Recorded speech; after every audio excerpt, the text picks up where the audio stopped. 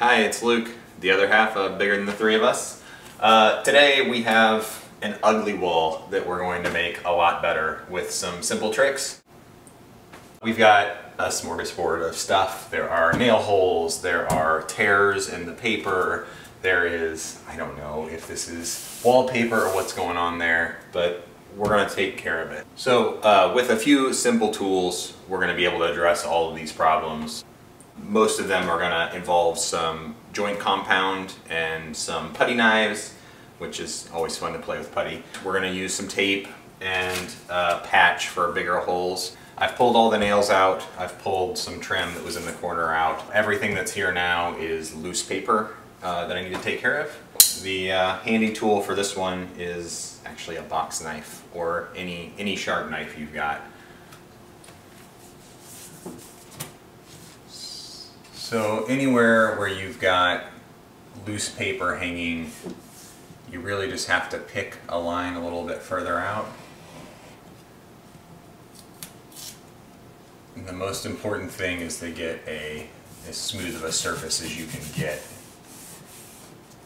So when we're working with this mud, the mud has to come out on the wall as far as any bumps are on the wall that we're patching over. So the smoother surface we have to start with, the easier the mudding part is. So I started with the big things like nails, and then I moved to things that I could feel really well with my hand, just rubbing over like that. Next is going to be to break out some sandpaper and sand some of these areas up here where I've got some paint, or I'm not sure what that is, but it's definitely pretty rough in these corners, and it would help if it was a little bit smoother to start with.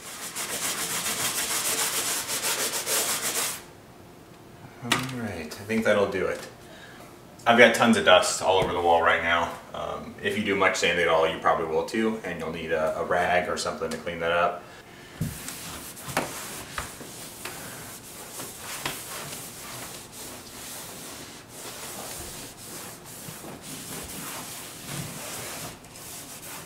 So I'm going to start by patching the larger hole here. So instructions might differ on these, so make sure you're following the instructions, but in general they should be pretty similar. So on mine, I'm supposed to start by putting the patch on. It's like a self-adhesive patch. And this one, since it's larger, actually has a plate on the back. Just gonna kind of center over my hole, press firmly.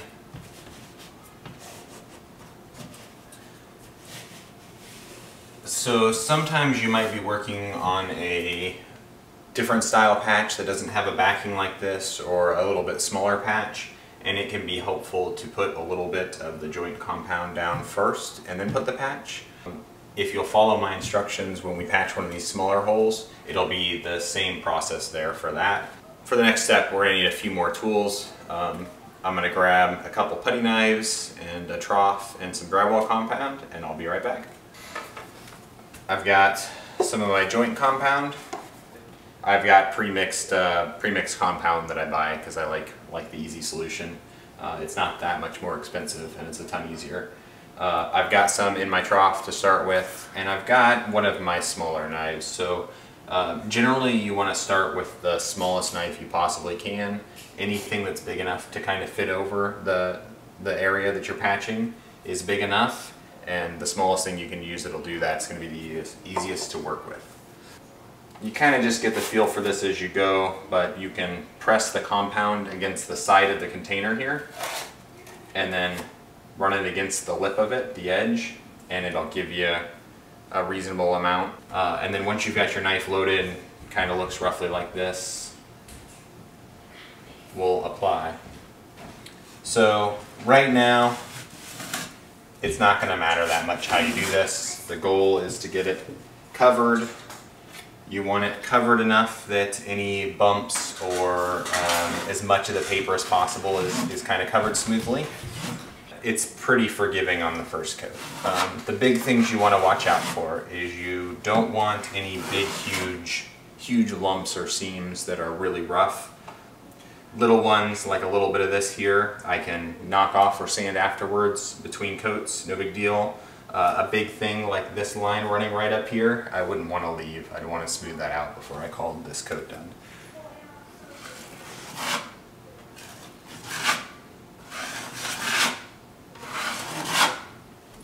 Alright, I'm going to call that smooth enough. Like I said, there's a few little grooves here that we'll cover in the next coats. You can still see a little bit of the texture of the tape. That's alright as well.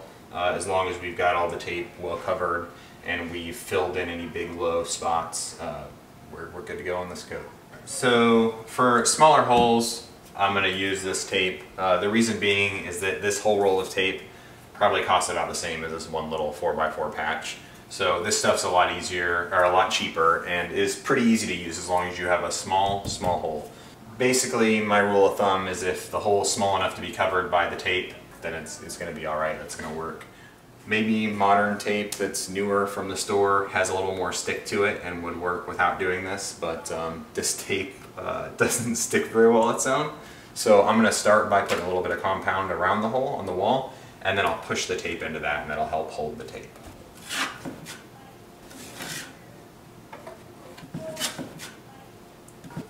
Nothing fancy, just throw a little on there.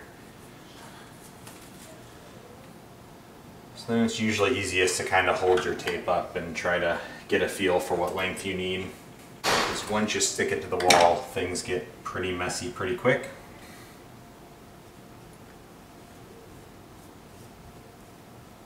Push it in a little bit into the mud, get your hands dirty.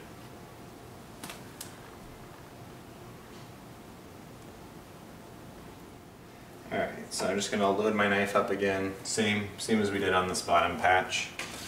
And sometimes you got to be a little careful when you're going over tape. Like I said, this one doesn't stick that well. Hopefully yours will stick better than mine does. If you press too hard, you can end up dragging the tape and making a little bit of a mess. But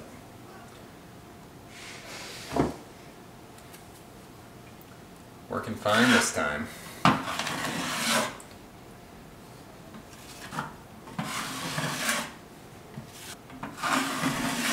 So there's, I guess, two different strokes I'm using with a knife here that I could talk about. One is one where I'm holding it pretty flat to the wall and I'm pushing against the wall. And that's going to push the putty into cracks and push it into the hole a little bit. And then the next is a smoothing one where I'm more at like a 45-degree angle. 45-degree angle, and I'm going to drag it across a lot more lightly. And that's going to give me a nice smoother finish to it.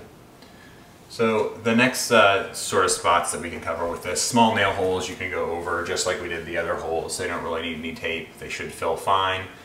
Other things like this here, we're going to use the same sort of approach where I start by pushing a little mud into the crack and then I come back over with like a 45 and smooth it.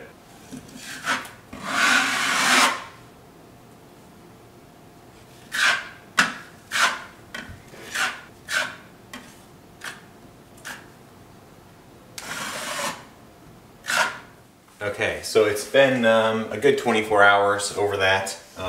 It looks nice and dry, and I think everything's good to go here. Before I get started on sanding, which is the next step, I kind of want to just take a look at the wall, feel the wall. I'm looking for any areas where it feels really high on the wall, because that's where we need to focus our sanding.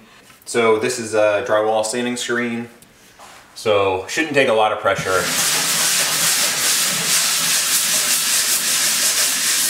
So here's my line. I'm going to make sure I sand that until that gets smoother.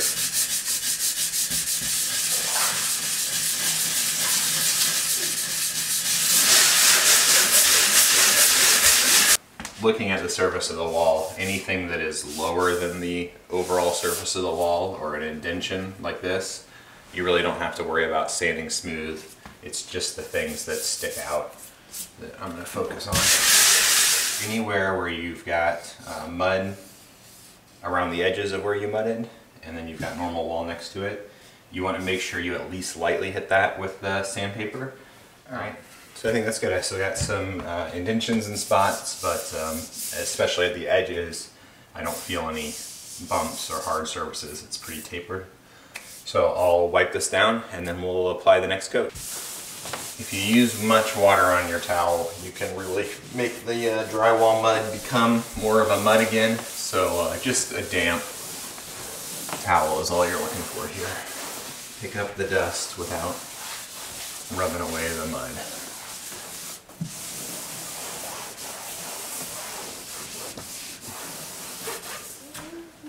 Alright, so I mentioned tapered edges before with the sanding. You really need to make sure all your edges going from your mud to your bare wall are as smooth as possible.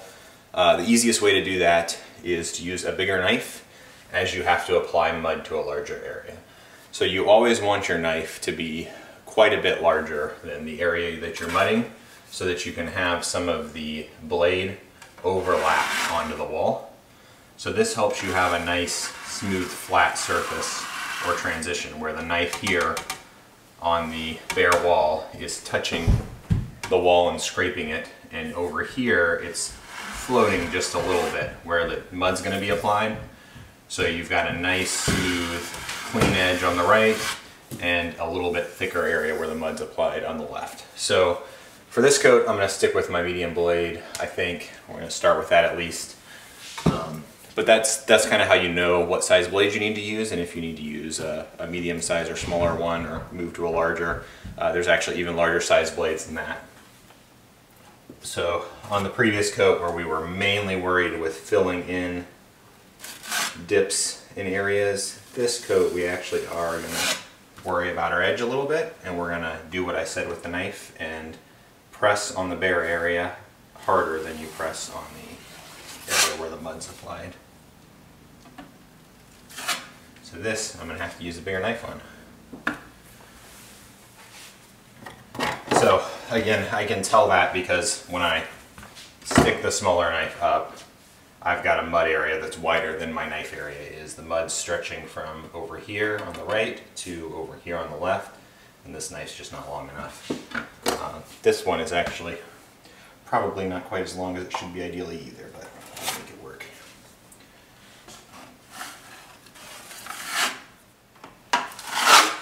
Just like before, I'm using two basic strokes.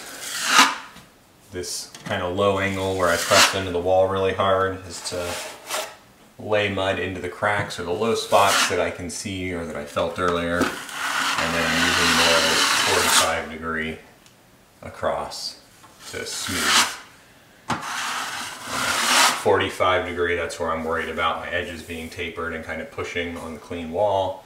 And on the filling ones, I'm just trying to get mud in there however I can.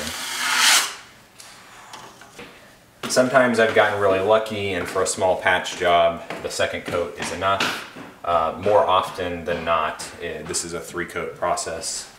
If you have a really bumpy area, it can be more than that. And some of that's going to depend on your personal preference, how picky you are, how much you'll think you'll notice it. But in general, if you can feel it or see it on the wall, you'll probably see it through paint as well. So just use that as a guide. So we've got a second coat that's dry. I've already sanded and re-wiped the wall, so it should be good to go. It's not the sort of thing that I can show you on the camera easily. This probably could pass as done with just 2 coats. In this case, I'm going to go ahead and do the third. It gives me an opportunity to show using the larger knife and also trying to get a nice finished taper on the edges. And beyond that, I'm not an expert at this. I make mistakes. More coats help cover up mistakes. But that's kind of the cool thing about this. Even if you aren't super experienced with it, you're just picking it up for the first time, don't be afraid. It's all right. Anything where you have too big of a bump, you can sand it down. Anything where you have too much of a gap, you can fill it back in later with another coat. You may spend more time than you want the first time you do it, but be patient with yourself and don't worry about it too much. You can do it. If I can do it, you can do it. All right, so back at it, same process. Load my knife up.